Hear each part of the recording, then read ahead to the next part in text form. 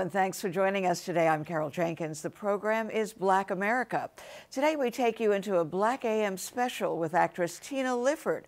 She's the author of The Little Book of Big Lies, a journey into inner fitness. Thank you so much for joining us today. Abby, it is a pleasure to be here. Yes, before we dive into your book, we're going to take a look at a clip of you as Aunt Vi on Queen Sugar, produced by Oprah Winfrey and Ava DuVernay. Yeah.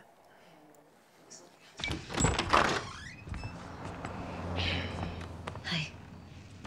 How you holding up, baby girl? I am staying focused. Some tea, Aunt Vi? Too upset for tea. Thank you. Like the fire wasn't bad enough to try and say you the one that said it as a sick joke. Well, I'm sure Frances had a good laugh, having me carted off by the cops. Well, you know, she ain't gonna have the last laugh. What is all this, Aunt Vi? Information. Aunt Vi, she's amazing. And so are you as Aunt Vi. I like to say that she's that aunt that everybody either has or wants. Yeah. How does it feel to be able to play that character? You know, it's a gift. It really is a gift. And I think that it is a, maybe the better metaphor is a flower, because I don't know that Ava knew that Aunt Vi would flower into what she has flowered into. I think that the fact that people resonate with Aunt Vi actually speaks to the times. Yeah. You know, we want somebody who feels like that kind of steel in our lives. That but then we we've seen her vulnerability too. Yes. Just to have that place of safety and comfort, you know. Yeah. I woke up one morning and I went, wait a minute. Aunt Vi is an archetype. Yeah. Aunt Vi is an a archetype good way that to we've put it. never seen. And it's an archetype that we culturally actually sort of make the imprint of. Yeah. Because everyone across cultures has that aunt that feels like Aunt Vi. Yeah. Or we need her. Yeah. Yeah. Do you feel like Aunt Vi's read the big book or the little book of Big Lies?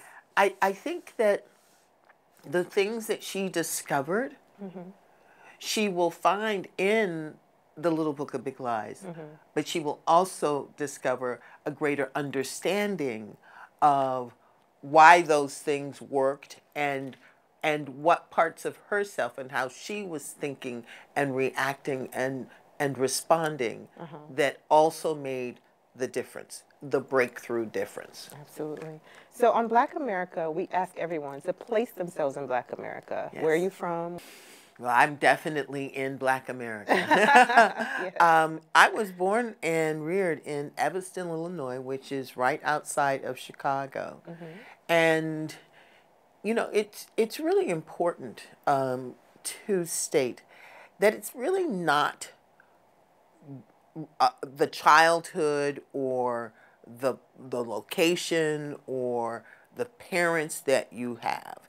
It's really about your experience and memory of that stuff, because they're not necessarily the same, right? My experience and memory can be different than someone else looking at my circumstances and making some sort of assessment or judgment. Evanston, Illinois was indeed, it was a community as far as I was concerned. My mother and father were connected to a lot of people. They were social. They weren't necessarily civic leaders or anything like that, but they had a network of friends. And so in Evanston, you could walk down a street and you were owned by everybody on that street. Wow. I also was living in a household where I feel like I had literally the best parents that a child can have. No question, you know, exclamation mark, full stop. Yeah. And there is complexity in that my father had some emotional baggage. Yeah, you talk a bit about that in the book, or a lot about that in the book, which I find to be really, really interesting in how that led to your brother Yes. and his life, and Yes. how that affected his life. Yes. I think it's really important to honestly and fairly speak about one. You know, I can't speak for my father, Yeah. but what I know is that my father was an amazing dad, and my father loved my mother. No question in my mind. And my father was controlling when it came to my mother, not when it came to his girls. And there were 3 girls and 1 boy, which is fascinating, Yeah, right? yeah. So he wasn't controlling when it came to the girls, but he was very controlling when it came to my mother.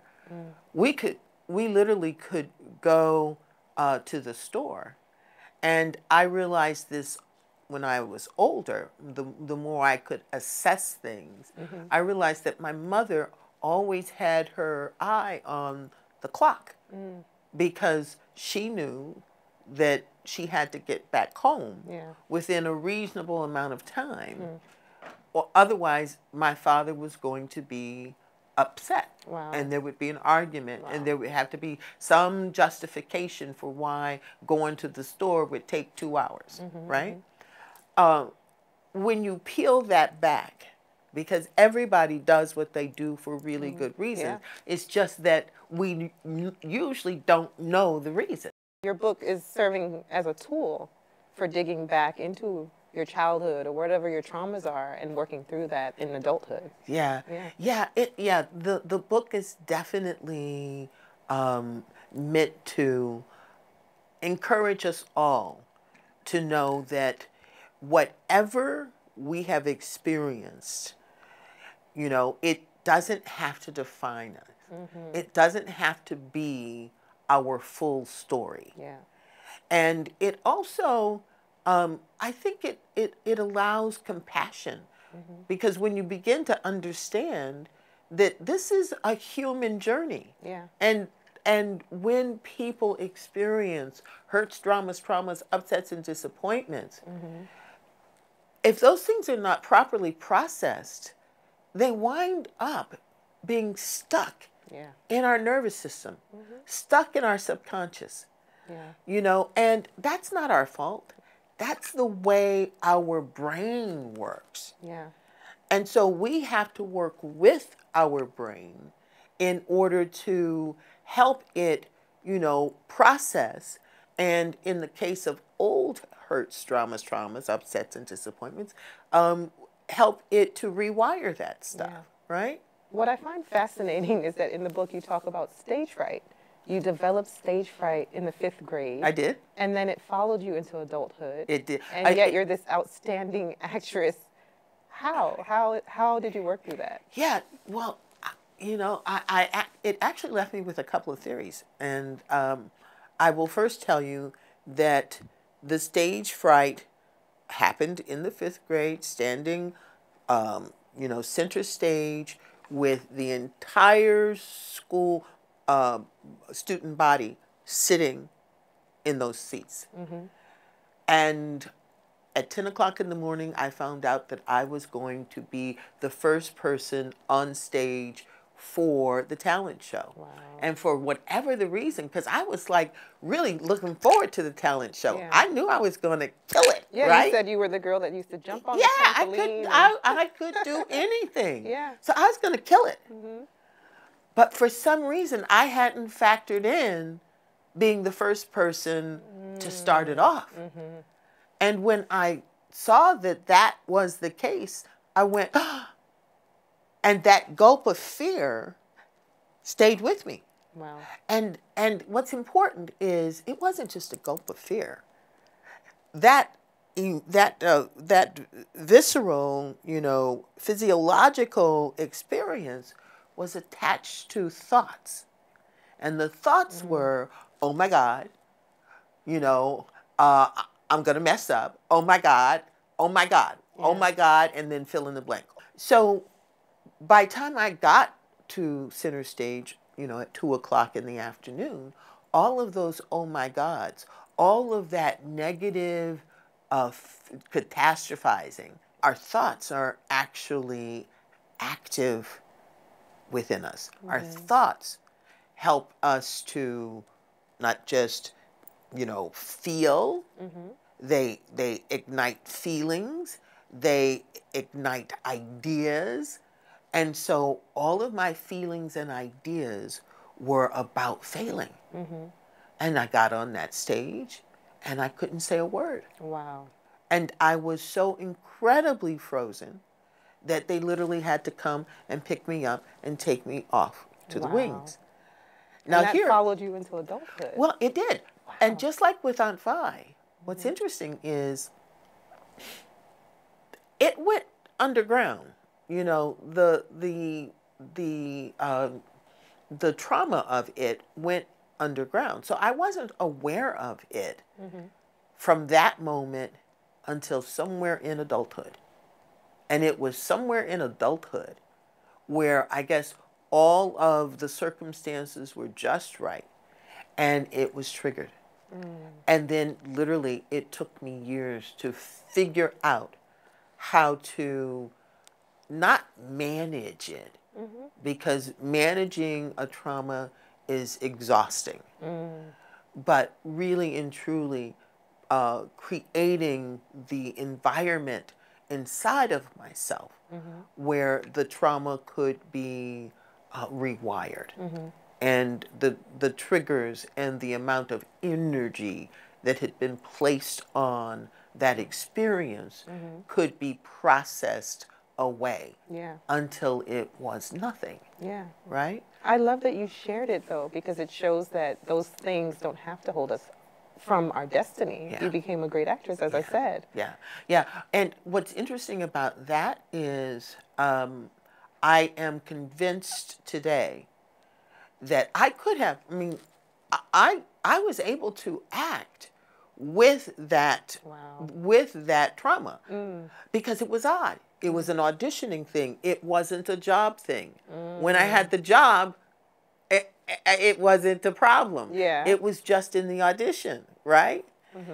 But the fact that it controlled me to some degree, I didn't like that.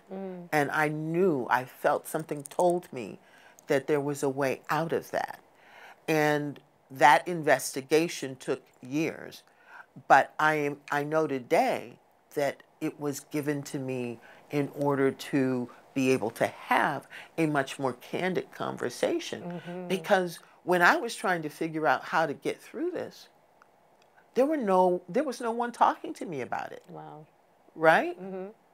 There was no little book of big lies. There was no little book of big lies. What brought you to that work? That's my next question. That's it. You know, not just the stage fright, because the stage fright, you know, begins to live in the background. But when you are living life or want to live life in a more conscious way, you see all the little ways in which you are being sort of limited by your own self. You know, your own fears, your own judgments, your own inability to risk or trust. And my intuition told me that there is greater freedom available for us all. And that was the quest and the journey. And discovering ways to actually self-observe. I mean, if physical fitness boils down to diet and exercise, then inner fitness boils down to our ability to self-observe, then our ability to acknowledge what we see. Because when we acknowledge it, it can't pretend to be something else, right? And then the third thing would be making sure that we are interrupting our old patterns. And so one of the ways, if I might share, that we can begin to just see ourselves. A lot of us can't see what we do. We don't know that we are behaving a particular way because we have come to accept that this is just who I am. You know, it's who I am. It's locked in. Yeah. It's encoded, and it ain't going nowhere. That's not true. You're an actress, but inner fitness is also your work, sharing inner fitness. Absolutely. How did you come to that work? Describe the work. Describe the work of inner fitness. So first I define inner fitness as being fit on the inside. You know, I literally use physical fitness as a analogy so that we can all see the importance. We know the importance of physical fitness. We must know the importance of inner fitness and have the same kinds of tools to access it. So the definition of inner fitness is being fit on the inside, developing the mental, emotional, and spiritual skills and practices that will allow you to be less stressful, build strength, inner strength, and resilience, so that you can more proactively thrive versus just survive in your life, right? Yeah. Yeah. And that with inner fitness comes an acceptance and a commitment to self-priority, for self-prioritizing, where it's not about me, but it is about making sure that you are taking care of the inner self. Self. You talk about self a lot. Yeah. There is the thriving self, the surviving self, and the infinite self. That's right. Can you describe each self? I can. And how we can get to each, Yes. the best self? Well, you know, the best self is a composition of all three because we need all three. But most of us are more often than not letting the surviving self, and I call the surviving self the tantrum throwing child, sort of lead our lives. So the surviving self is that part of us that is always in worry, doubt, and fear, that sees other, you know, and sees other as a threat, quite honestly. Sounds like America right now. And it does. It does. Yeah. It does. It absolutely is in that other and resistance and war. The surviving self, war is natural to the surviving self because it's in survival. Right? Yeah. Yeah. And so those energies, you know, when you are proving, blaming, judging, protecting, those are energies that belong to the surviving self.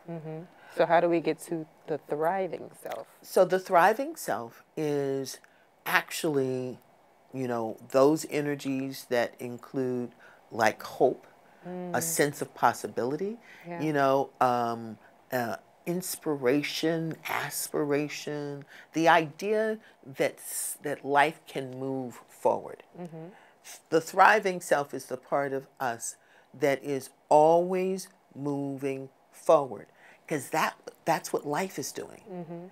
And so the thriving self is connected to that essence of life, right? Yes. And then the infinite self is the part of us that is just ancient. Is it attainable? It lives in you right this moment. I'm going to help you experience it, okay? Okay. So if you were to just close your eyes for a second, go on, close your eyes for a second. And behind your eyelids, where does life stop? It doesn't. It doesn't. It doesn't. You may open your eyes. Okay. That endlessness is a part of us. We carry it. I like to think of the infinite self like clay. You can take clay and mold it into any form or figure that you want, but it's always clay. So the infinite is always present, and what's wonderful about that is that you've heard the mystical and religious phrase that we are neither born nor die. And the mystical phrase that, you know, that people are, it's possible to never feel hurt, harmed, or endangered. Eternal life. Eternal life. Right? Eternal life. This is true. So, but in terms of trying to change old patterns, Yes. it's difficult. How do people do yeah. that? How do you do it? Oh, yeah. It is difficult. Yeah. But I need to say, before we talk about the how, I need to say that going to the gym is difficult. True. You know? Yeah. Making sure that you were eating right is difficult. Losing weight is difficult. This is true. Making sure that you are doing the appropriate amount of exercise for your diabetes or blood pressure or whatever medical issue you have is difficult. That's true. And so we can't think about how difficult it is because everything is difficult. Yeah. It's about making Relationships the are difficult. True. Having a good relationship is difficult. It becomes easier with inner fitness. Because with your inner fitness, now you know what your issues are and you can be responsible for them and not ask your partner to be responsible for them. You know what your triggers are and what your sense of lack is, and you can't ask someone else to fix that for you. This is true. Yeah. So inner fitness helps, you know, us to have a more sincere and effective and collaborative relationships, right? So it's about making a commitment to oneself, Yeah, basically. yeah. So, I mean, so I just needed to say, inner fitness is hard. Yeah. Just like life. Yeah. Hard in that you have to give it attention.